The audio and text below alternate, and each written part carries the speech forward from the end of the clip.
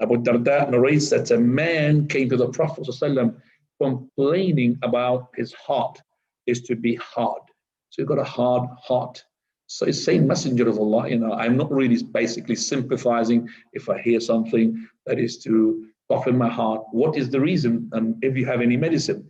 So the Prophet ﷺ, he said, if you like for your heart to be softened, and if you want your need to be fulfilled, so that means you're asking Allah for something and you want Allah to respond for you, and you want your heart to be behind it and also tender as the heart is softened, then have mercy upon the orphan.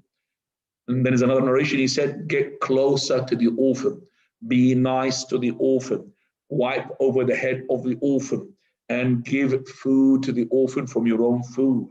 And that would be sufficient or to soften your heart and also to fulfill your request.